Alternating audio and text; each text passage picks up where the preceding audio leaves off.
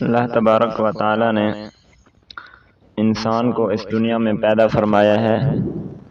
تو اس لیے نہیں کہ آدمی بیکار بیٹھ جائے اور کوئی کام کاج ہی نہ کرے۔ ضروریات جو ہیں انسانی ضروریات، وہ بھی اللہ تبارک و تعالی نے ہی انسان کے ساتھ لگائی ہیں۔ تو اس لیے جب انسانی ضروریات انسان کے ساتھ ہیں تو انسان کو ان ضروریات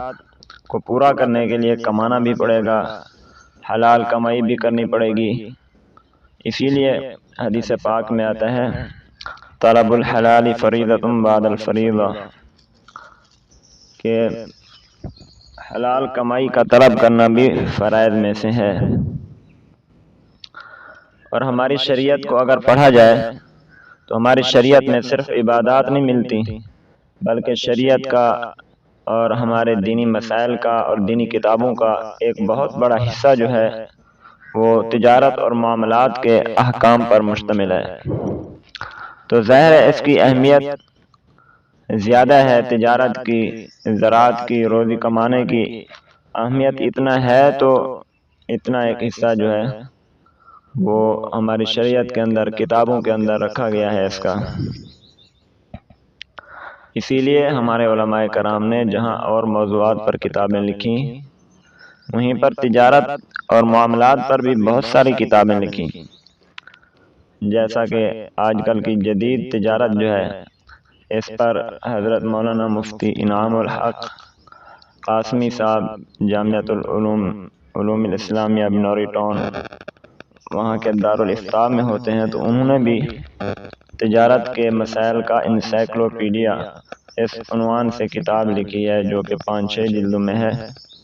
تو اس میں تجارت کی قدیم اور جدید شکلوں کو انہوں نے جمع فرمایا ہے۔ تو آج کل تقریباً ہر بندے کو اس طرح کی کتابوں کا مطالعہ کرنا چاہیے۔ اور آپ صلی اللہ علیہ وسلم نے تجارت کی اہمیت پر بہت ساری حدیثیں بیان فرمائیں۔ آپ علیہ الصلوۃ والسلام کے اقوال، افعال اور سیرت کا مطالعہ کیا جائے تو ہمیں معلوم ہوگا کہ آپ صلی اللہ علیہ وسلم کا پیشہ بھی تجارت کا پیشہ تھا۔ اسی لیے علماء کرام نے تجارت اور زراعت میں افضل تجارت کو شمار کیا ہے۔ اس کی وجہ یہ ہے کہ آپ علیہ الصلوۃ والسلام نے تجارت کے فضائل بیان فرمائے، آپ صلی اللہ علیہ وسلم نے تجارت خود بھی اختیار فرمائی۔ آپ علیہ الصلوۃ والسلام کا ذریعہ معاش ایک تو جہاد کر کے مال غنیمت جو حاصل ہوتا ہے وہ تھا، اور دوسرے نمبر پر آپ علیہ الصلوۃ والسلام کا ذریعہ معاش تجارت تھی۔ آپ علیہ الصلوۃ والسلام نے مکی زندگی میں ہی تجارت فرمائی، اور آپ علیہ الصلوۃ والسلام کو تجارت میں اللہ رب العزت نے بہت زیادہ برکت عطا فرمائی۔ تو چونکہ تجارت حضرات خلفائے راشدین کا طریقہ ہے روزی کمانے کا، حضرت عثمان رضی اللہ تعالی عنہ مکی زندگی میں بھی تاجر تھے، مدینہ میں بھی تاجر تھے، اور اسی طرح حضرت ابوبکر صدیق رضی اللہ تعالی عنہ، ان کو اگر دیکھیں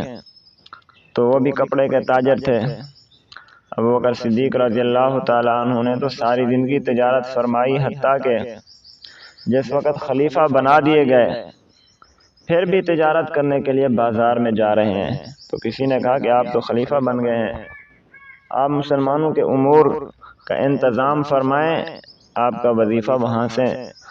جو ہے مقرر کیا جائے گا۔ تو تجارت کے ساتھ شغف تھا حضرت ابوبکر صدیق رضی اللہ تعالیٰ عنہ کو بھی۔ اسی طرح حضرت علی رضی اللہ تعالیٰ عنہ کی سیرت کا مطالعہ کیا جائے تو ان کی سیرت میں بھی یہی بات ملتی ہے۔ حضرت عبد الرحمن بن عوف رضی اللہ تعالیٰ عنہ بہت بڑے تاجر تھے،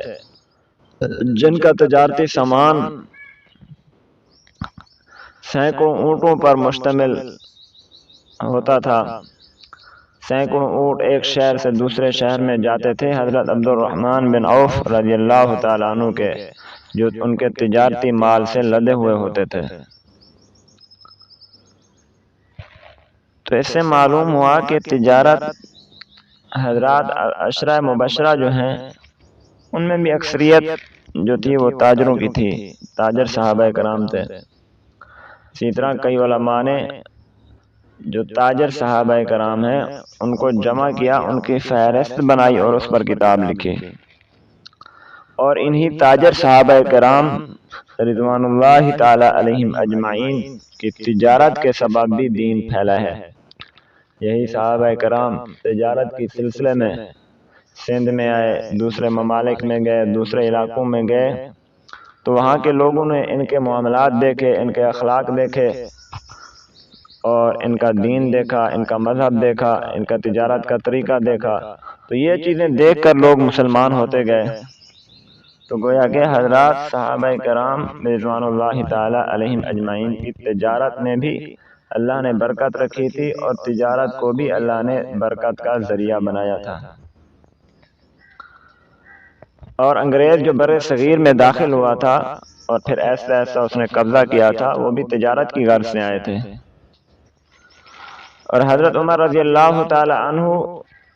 بھی تجارت میں بہت زیادہ دلچسپی رکھتے تھے۔ آپ ایک دفعہ بازار میں گئے تو دیکھا کہ عام لوگ، ان پڑھ لوگ تجارت کر رہے ہیں، تو آپ رضی اللہ تعالیٰ عنہ واپس آئے، آپ نے پڑھے لکھے لوگوں کو جمع فرمایا اور ان کو حکم دیا کہ آپ بھی تجارت کرو، یعنی جن کو معاشرے میں بڑا معزز آدمی سمجھا جاتا ہے، ایماندار آدمی سمجھا جاتا ہے، پڑھا لکھا سمجھا جاتا ہے، آپ نے ان کو فرمایا کہ تم تجارت کیوں نہیں کرتے؟ جب تم بازار میں جا کر تجارت کرو گے تو تجارت اچھی ہوگی، شریعت کے مطابق ہوگی، لوگوں کو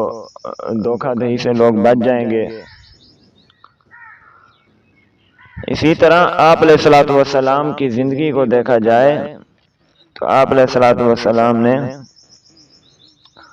جب مکہ سے مدینہ ہجرت فرمائی تو مدینہ میں آ کر سب سے پہلے آپ صلی اللہ علیہ وسلم نے 2 کام فرمائے۔ پہلا کام تو مسجد کی تعمیر،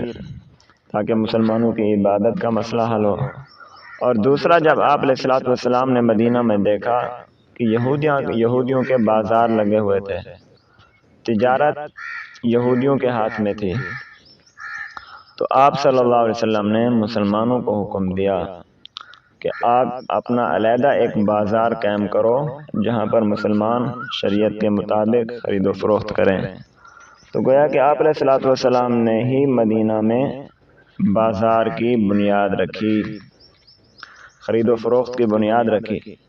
آج اگر ہم مسجد کی بنیاد رکھیں، مدرسے کی بنیاد رکھیں تو اس کو تو اچھا فعل سمجھتے ہیں، لیکن تجارت کرنے کو، تجارت کی بنیاد رکھنے کو ہم لوگ شاید اتنا اچھا نہیں سمجھتے جتنا آپ صلی اللہ علیہ وسلم نے اس کو اہمیت دی ہے، اور اس کی وجہ ہماری جہالت ہے۔ اور آپ صلی اللہ علیہ وسلم کی زندگی اور اگر غور کیا جائے تو ہمیں معلوم ہوگا کہ آپ علیہ الصلوۃ والسلام کے ہر طریقے میں اللہ نے خیر و برکت رکھی ہے، کیونکہ تجارت اور زراعت میں افضل چیز جو تھی وہ تجارت تھی، اس لیے اللہ رب العزت نے اپنے پیارے پیغمبر صلی اللہ علیہ وسلم کو جس طرح دوسری تمام چیزیں افضل عطا فرمائیں، اسی طرح تجارت اور زراعت میں چونکہ افضل تجارت تھی، اس لیے آپ صلی اللہ علیہ وسلم کا ذریعہ معاش بھی اللہ نے تجارت میں رکھا۔ اور غزوہ بدر جو ہے اسلام کا پہلا غزوہ ہے اور بہت مشہور غزوہ ہے، اس کی وجہ بھی یہی بنی کہ قریش مکہ کا تجارتی قافلہ جب گزر رہا تھا تو آپ صلی اللہ علیہ وسلم تو چونکہ سمجھتے تھے کہ اسی تجارتی قافلے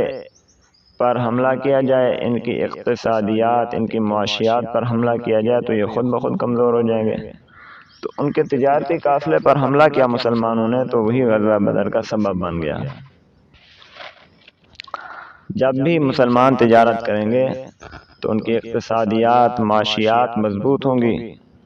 اور مسلمان دوسری اقوام پر غالب آ جائیں گے۔ اور جب مسلمان تجارت کو چھوڑ دیں گے تو غیر مسلموں کے ہاتھ میں تجارت چلی جائے گی۔ تو تجارت کرنے کے لیے تجارت کے مسائل سیکھنا بھی ضروری ہیں۔ کم از کم ایسے لوگ جن کو پتہ ہے کہ ہم نے ساری زندگی تجارت ہی کرنی ہے، ان کے باپ دادا کی طرف سے ان کو پیشہ تجارت وراثت میں ملا ہے، تو ان کو تو کم از کم ضرور ایسی کتابیں خریدنی چاہیے اور علماء سے وقت لینا چاہیے، علماء سے سمجھنا چاہیے، سیکھنا چاہیے تجارت کے مسائل۔ اور تجارت کے مسائل پر آج کل تو اردو زبان میں بہت آسان فہم کتابیں آ چکی ہیں، تو ان کا کم از کم ضرور مطالعہ کرنا چاہیے تاکہ حلال اور حرام میں ہم فرق کر سکیں، حلال کو اختیار کر سکیں اور حرام سے بچ سکیں۔